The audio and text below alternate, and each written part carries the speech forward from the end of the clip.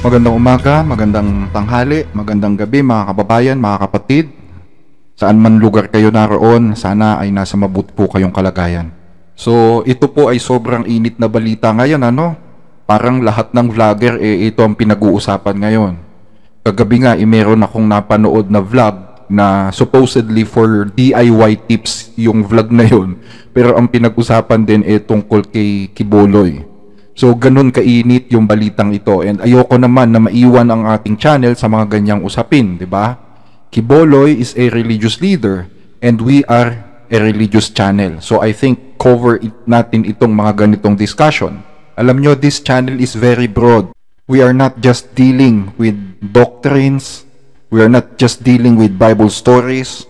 We are not just dealing with debates or reaction videos. We're not just dealing about prophecies. Religious issues are very broad, kaya malawak din ang cover natin. Anumang balita na may kinalaman sa relihiyon o kinasasangkutan ng relihiyon, mga expose tungkol sa kabuktutan ng mga relihiyon sa panahon natin, yan po ay cover din ng ating channel, mga kababayan. So dun sa mga nagsasabi na magtutok na lang kami sa pangangaral, well, yun naman talaga ang aming ginagawa. But again, religious topic is very broad. It's also discuss Bible prophecy and current events. So sana maintindihan ninyo mga kababayan, ano? So totoo nga po na si Kiboloy po ay nasa kustodiya na po ng PNP. Ibinyahin na nga siya kagabi, kahapon, lula ng C-130 at nakarating nga sila sa Villamor Air Base ng 8:30 ng gabi. At kasama rin ni Kiboloy itong kanyang mga di umano ay spiritual wives daw or administrators na sina Crescente Canada, Sylvia Camanes, si Ingrid Canada at saka si Jacqueline Roy. Itong mga babaeng ito na di umano ay tagapagdala daw ng mga batang babae kay Kiboloy noong mga panahon na sila'y namamayagpag pa, no? So anong masasabi ko dito? Alam nyo mga kababayan, nung i-publish nga namin yung isa sa ating mga video about Kiboloy, ang topic po nun is yung ang kakilakilabot na panalangin ni Kiboloy. I have the feeling that one of these days babagsak na si Kiboloy sa kamay ng mga alagad ng batas. While I'm reading the Bible, especially Jeremiah, na ang sabi doon, tungkol sa iyong mga kakilabutan, dinaya ka ng kapalaluan ng iyong puso, o ikaw na tumatahan sa mga bitak ng bato, na humahawak sa kaitaasan ng mga burol, bagaman iyong pataasin ang iyong pugad na kasing taas ng agila, aking ibababa ka mula roon, sabi ng Panginoon. Nadiwaan ko na one of these days is mahuhuli si Kiboloy. Kasi nga, naniniwala tayo na dumating na talaga yung appointed time ng Diyos para singilin itong si Kiboloy sa kanyang mga kapusungan sa Diyos at sa mga kasalanan niya sa kanyang mga kapwa-tao, especially sa mga bata at mga kababaihang na biktima niya. Alam nyo, totoo talaga na ang Diyos ay may itinakdang araw para pagbayarin ang mga kasalanan. No matter how powerful you are, no matter how influential or wealthy you are, no matter how healthy and strong your body is, nothing can stop God's justice. Gumawa tayo ng mga topic about Kiboloy dito sa ating channel, hindi lamang dahil sa simpatya ko nang marinig ko yung kwento ng mga kababaihang sinasabing naging biktima daw niya. Pero higit sa lahat, kaya tayo gumawa ng mga topic about Kiboloy dahil nasasaktan po tayo na marinig kung papaano niyang lapastanganin ang pangalan ng Diyos. Didibatiin ako na nga yung katotohanan. Ako ang daan at ang buhay. Amen. Pag di kayo dumaan sa akin, hindi kayo pupunta sa langit. Dati hindi tayo interesado sa kanya kung ano man mga pinagsasasabi niya. Pero lately, dahil nga nagte-trending na siya, so I started to listen ano bang mga pinagsasasabi nito. And then I found out na ganun pala niya pinusong ang pangalan ng Diyos. So I decided na gumawa ng mga topic about sa kanya. Kasi ako personally hindi ko matatanggap yon. Napakasakit na marinig na ganun niya lapastanganin ang pangalan ng Diyos. Well, although pinakinggan din natin yung kwento, nag-research din tayo about sa kwento ng mga kababaihan na ang sabi nag-suffer nga sa kamay nitong ni Kiboloy, especially those pastorals, ano? At nakita natin ang sobrang taas talaga ng tingin niya sa sarili niya. Keso siya ay hari appointed Son of God. Sinabi pa nga niya na nakipagpalit daw ang Diyos ng pangalan sa kanya. Biruin mo, yung Ama, nakipagpalit ng pangalan sa kanya. Ibinigay daw ng Ama yung kanyang pangalan kay Kibuloy at ibinigay daw o kinuha naman daw ng Ama yung pangalan niya na Kibuloy o na Apollo Kibuloy at yun daw ang ipinangalan ng Ama sa sarili niya. My son, you humbled yourself for 33 years. That's why I will give you a name which is above every name. He gave me his name, and he took my name as his new name. So my name became his name, and his name became my name. I and my Father's name are one. Sobrang pagmamataas. Sinasabi pa niya na iba na siya ngayon, mahal na siya ngayon. Siya na ang may-ari ng ating mga kaluluwa, siya ang daan, katotohanan at buhay.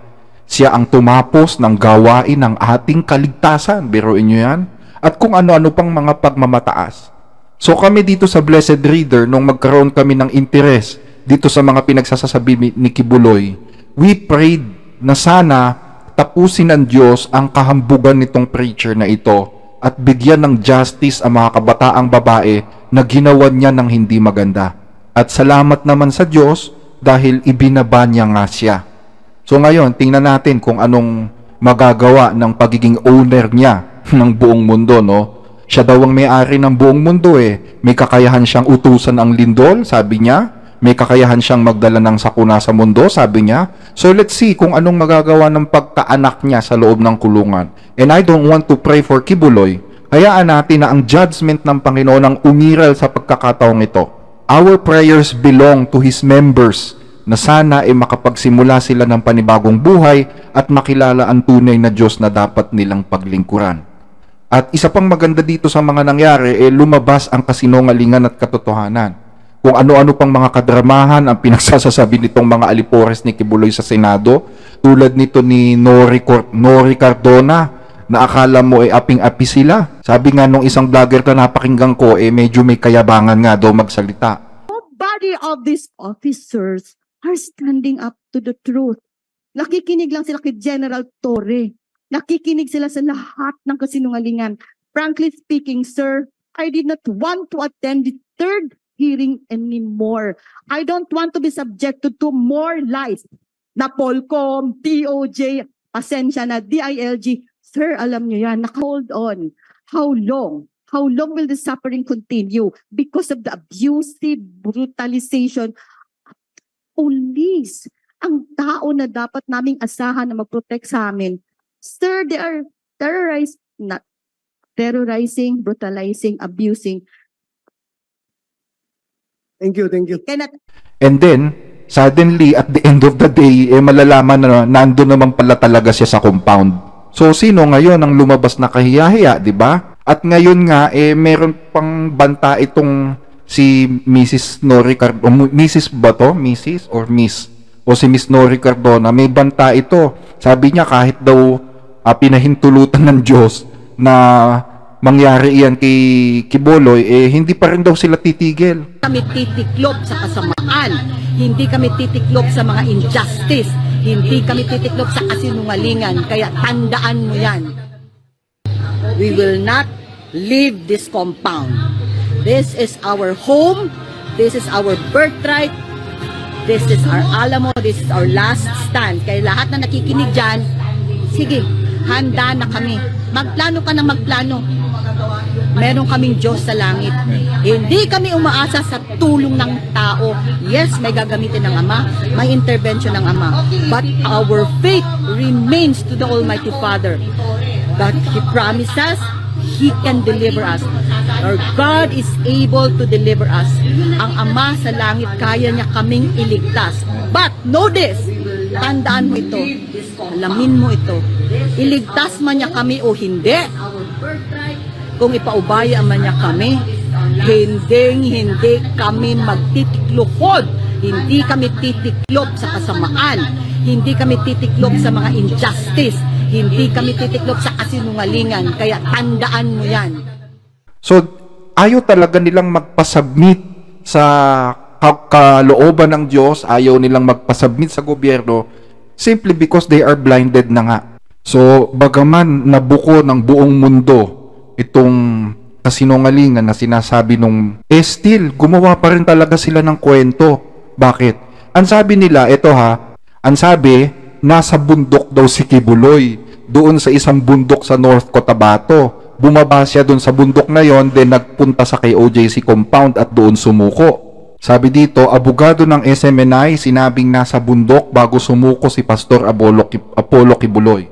The lawyer of Sunshine Media Network International, SMNI, said that Kingdom of Jesus Christ leader Pastor Apollo Kibuloy was not in the KOJC compound when he surrendered. And then suddenly, ang lalabas sa balita, nasa KOJC compound talaga siya, wala siya sa bundok. Outside, pumasok. Kwentong kutsero yun. Alam niyo kung bakit? Nasa labas ka na, tumakas ka na. Ang tagal yung sinasabi. Hindi siya magpapahuli, hindi ba? Okay, pangalawa, nasa loob ko, napapasok ka pa ulit, dito ka na mag-surrender kung nasa ka man. Why do you have to go inside? Di ba? At pangatlo, nakahuli siya doon mismo sa loob. No? Ang isang PNP na kasama natin, si ating PNP dito, pinasok siya doon at nung palabas, sila, pinatabi na lang namin yung mga pulis so that they could get out. Okay? Yun ang nangyari. It was the PNP, doon siya sumuko. So bakit sila gumawa ng ganyang kwento? Para palabasin na hindi totoo yung sinasabing banker. Para palabasin na mali ang intel ng PNP. Para palabasin na walang kabuluhan ang pagdagsa ng mga pulis sa compound nila dahil wala naman daw doon si Kibuloy kundi nasa bundok. Which is, ang totoo naman talaga, nandun naman talaga siya sa compound. Doon mismo siya nagtatago. And to be specific, nandun nga daw siya di umano sa Jose Maria College building. According to Arlene Stone, kasi meron din naman silang coordination or communication with the PNP during the manhunt. Remember, kung maaalala ninyo, maraming kwarto doon sa Bible School, maraming kwarto doon ng mga batang babae. At ang sabi maraming mga lugar doon na ayaw ipa-access nga sa mga pulis. So, ang tanong, bakit ayaw ipa-access, di ba? Kung ikaw naman ang pulis, siyempre iisipin mo na may itinatago nga doon. So, they have the feeling, especially General Torre, na nandun si Kibuloy. And naglalabas-masok lang si Kibuloy doon sa mga kwarto na yon. At ayon nga dito kay Arlene, by the way, Arlene is one of the most reliable person pagdating dito sa kwentong ito. Kasi galing siya dyan And in fact, meron siyang mga interview sa ABS-CBN, sa GMA. So, ibig sabihin, talagang pwedeng maging resource person ito si Arlene Strong, O Arlene Stone. At ang sabi nga ni Arlene, totoo talaga na yung Bible School na yan, yung mga kwarto dyan, inilipat dyan yung kwarto ni Kibuloy, kasama ng mga kwarto ng mga kabataang babae. O, pakinggan natin siya. Napaka-wise talaga nitong Kibuloy na ito. No, yung kwarto niya, guys, nilipat doon sa sa GMC. 'Di ba doon nangyari yung mga panghahalay sa mga kabataan natin. After na lumabas ako diyan, no, at after na build yung GMC building na sabi ni Torion, yan ay paaralan. Diyan yung mga estudyante kailangan matuto at diyan nila bini-brainwash yung mga estudyante diyan sa GMC na yan. It's a crime scene yung lugar na yan kasi diyan nangyayari yung mga panghahalay, pang-rape ng mga bata, Torion, no? Sa GMC na yan. So yung kwarto pala ni Kibuloy ay nilipat doon sa Bible School after nung investigation. Naalala niyo guys nung naging lumabas yung wanted poster ni Kibuloy galing dito sa US. Marami ang binago nila diyan sa loob ng compound ni Kibuloy. Yung kwarto niya at kwarto ni Stephanie na may lagusan diyan sa GMC at kwarto ng mga Ukrainians, no? na may mga lagusan papunta sa mga sa kwarto niya, iniba. So ngayon, binalik ni Kibuloy yung kwarto niya doon sa dating Bible school kung saan yung kwarto ko dati. No, magkatabi kasi kami ni Kibuloy ng kwarto nung pastoral tayo nung 90s, no. Kasi yun yung Bible school namin, yun yung pinakaunang building diyan sa loob ng kingdom compound after ma-build yung old cathedral namin. So yung kwarto ko, yung ganito kasi yung sitwasyon diyan sa sa Bible school. Meron pong lobby diyan sa gitna mismo ng Bible school. Tapos second floor, 2 floor kasi 'yan. Diyan sa lobby, merong hagdan papunta ng ng second floor. Sa ilalim po ng hagdan 'yan, diyan ang kwarto ko. Ang kwarto ni Kibuloy ay unang kwarto after the lobby, no? Yan, so kaya magkatabi yung yung kwarto namin. Tapos yung next na kwarto ni Kibuloy, on the right side, ay kwarto ni Ing Salinas, kwarto ni Casey Dandan, ni Ingrid Canada, at kwarto ng mga ng mga Kibuloy, tinatawag na body packs nung time na yon, nung nandoon ako, kasi marami ding mga tawag nito, pamangkin yan si Kibuloy na nag-worker. O hindi talaga nag-work, parang nakitira doon sa loob. So yun yung status ng aming living nung time na yun. Pero pagkatapos ng na-build yung JMC, nilipat ni Kibuloy yung kwarto niya, at yung dating kwarto niya before ay naging kwarto ni Ingrid Canada. Ngayon pala, after ng investigation, after lumabas yung dito, yung wanted poster dito, according din sa ating source na galing din doon at naging isa na rin sa atin dito, sila yung nagdala ng mga information at mga drawing diyan sa sa compound. Nilipat at parang iniba yung yung mga kwarto, kaya pala ayaw nila na papuntahin yung mga PNP doon sa sa Bible school. Kasi ang information naman galing sa amin, nasa nasa JMC, kasi yun yung understanding namin, no? Kasi nga yung old Bible school wala na siya doon eh. Yung kasi yung style ni Pacquiao, palipat-lipat siya ng lugar kung saan yung bagong building. Pero yung pinaka-original talaga niyang room, pinaka-original niya, yung likod ng katedral. Yung likod ng katedral, yun yung pinaka-original niya. Kasi una yung katedral na-build, tapos yung Bible school. Ipapalabas ko po yan dito.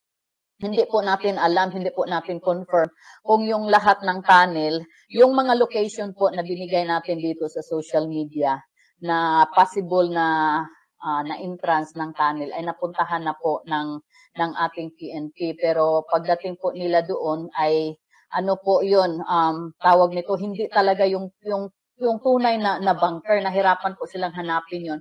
Ang nalocate po doon, yung lagusan, yung tunnel na dadaanan ng mga sasakyan. No, yun yung napuntahan nila. Pero yung bunker talaga, I'm not sure kung nakarating sila doon.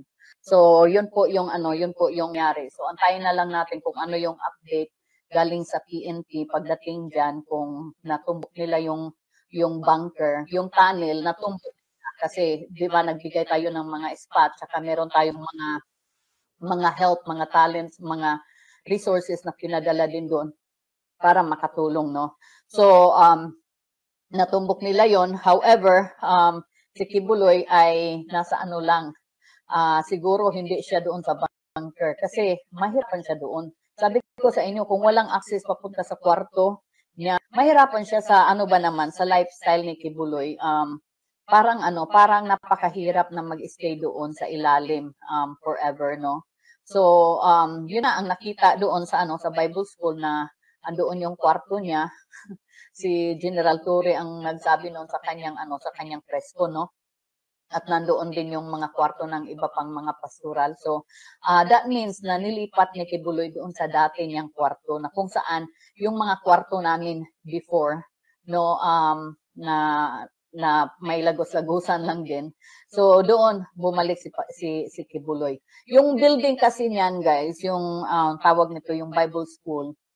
Dati half niyan ay mga office ng administration, ng production. Pero ngayon, nilipat na nila yung admin office sa JMC.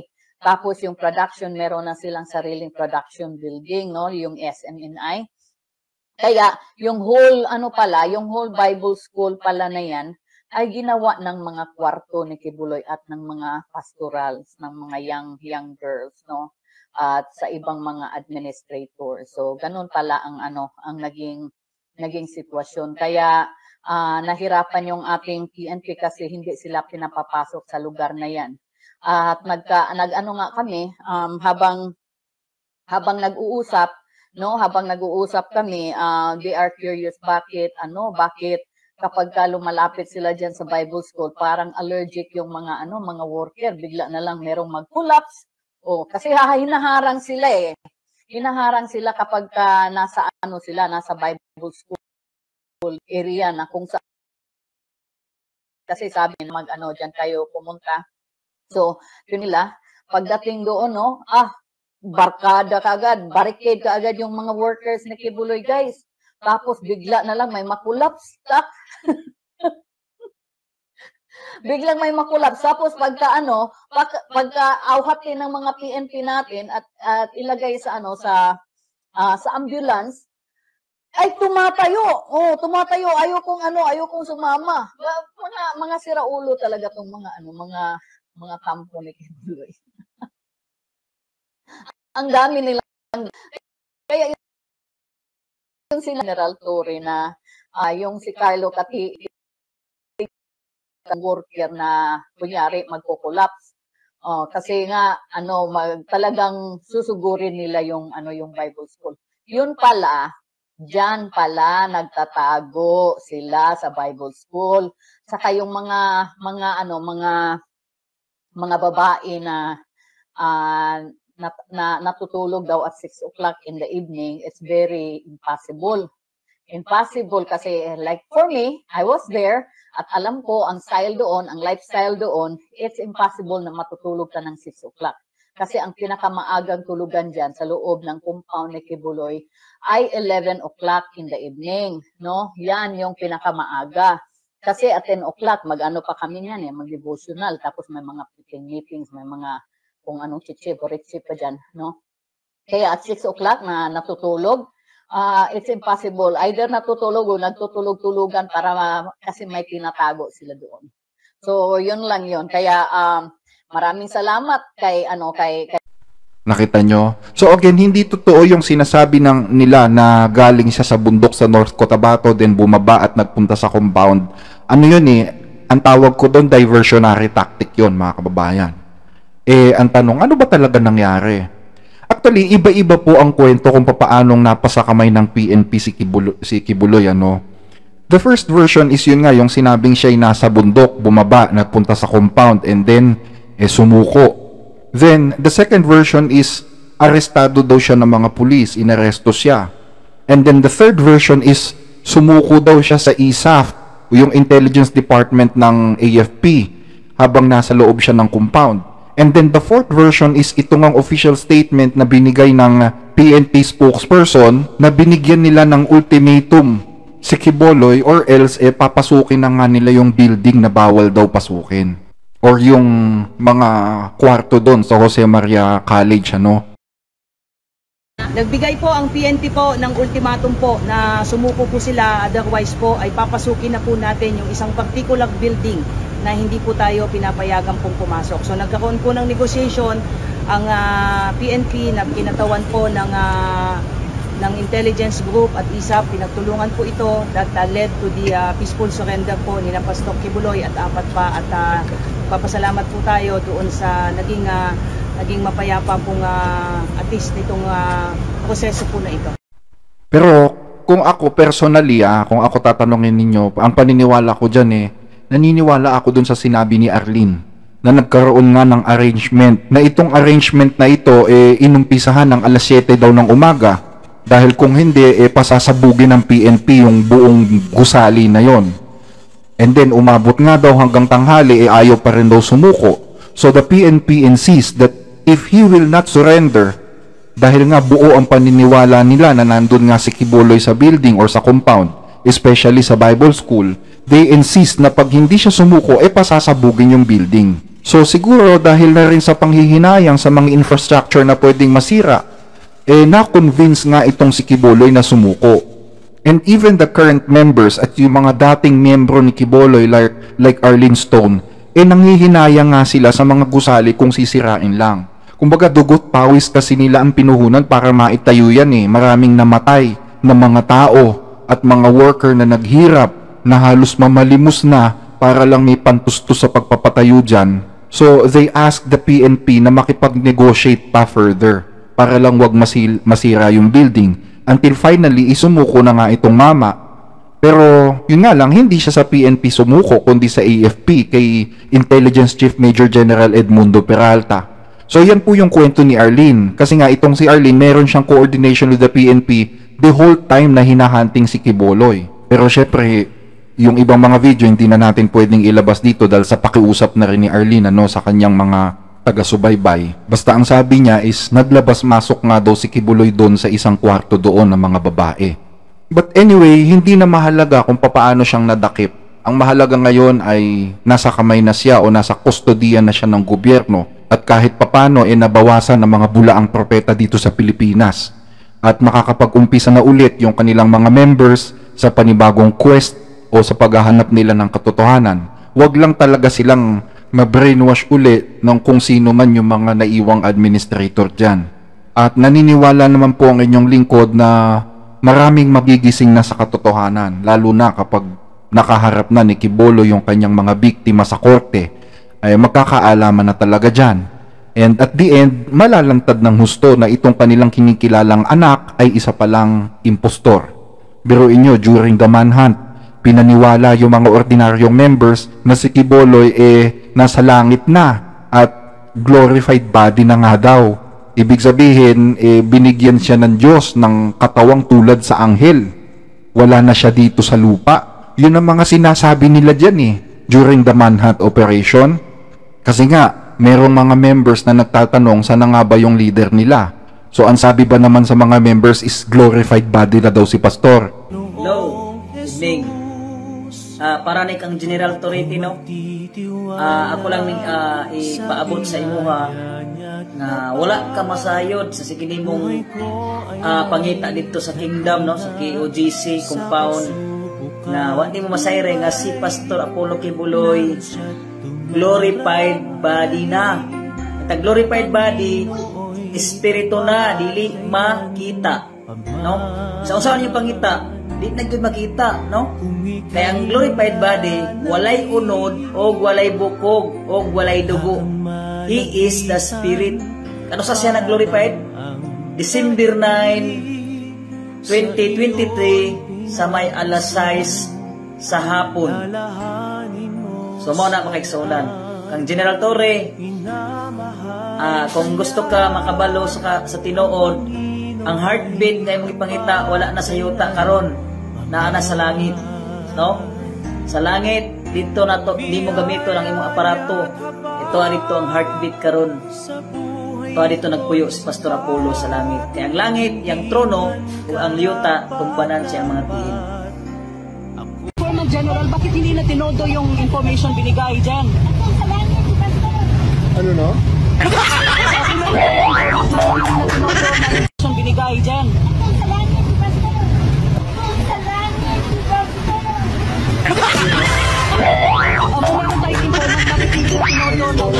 So ganyan po iniligaw itong mga pangkaraniwang members. Kawawa talaga. Pero buti na lang at sumuko na nga itong si Pastor Quiboloy, and that is how God will start their journey to the truth. At hindi naman hahayaan ng Diyos talaga na itong mga members ni Quiboloy manatili na lang na alipin ng kasinungalingan.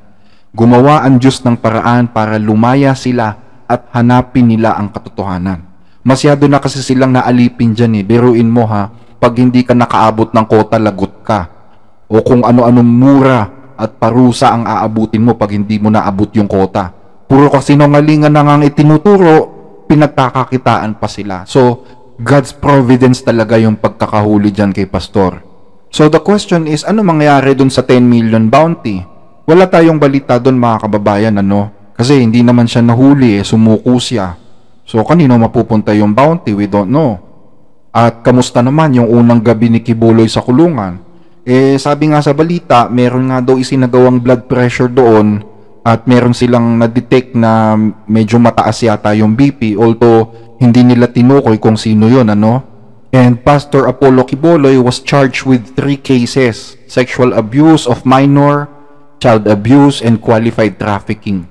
So ngayon, nasa kulungan na siya. Ang isa pa sa ating mga dalangin is sana magkaroon ng maayos na desisyon ng ating gobyerno kung anong gagawin doon sa kingdom o doon sa malaking gusali na yon ni Kibuloy, ano?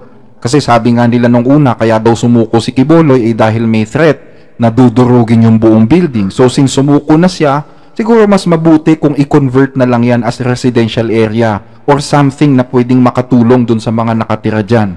Kasi hindi rin naman alam nung iba dyan kung paano silang mag-uumpisa eh. Karamihan dyan may hirap. Karamihan dyan mula pa pagkabata is nandyan na. So, kung yung pagkakawala ni Kibuloy is malaki talagang adjustment na mangyari sa kanila dyan. So, we hope that the government will create a good decision on how to convert that property, that particular property, into something that will help those people na mga parang naiwan sa ere.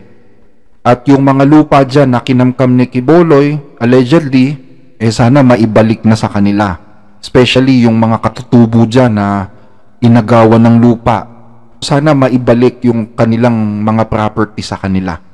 So, I think hanggang dito na lang ang ating episode ngayon. Again, mga kababayan, mga kapatid, read your Bible. Huwag agad maniwala sa mga sabi-sabi ng mga pastor na wala sa Biblia. Dapat magkaroon kayo ng kaisipan na pag nagsalita ang pastor, alamin natin kung nasa Biblia ba yun, para hindi tayo maloko ng mga ganitong klase ng mga mangangaral sa ating panahon. Totoong may Diyos. Totoo ang mga nakasulat sa Biblia.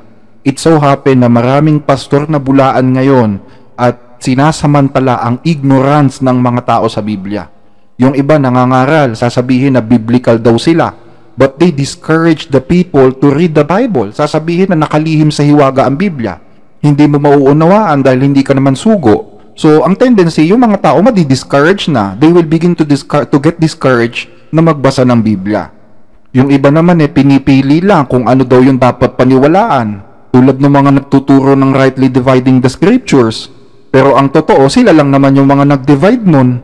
Tapos sasabihin sa members is ito lang yung dapat mong paniwalaan. Ito hindi na para sa atin yan. So ganun pa rin, di ba?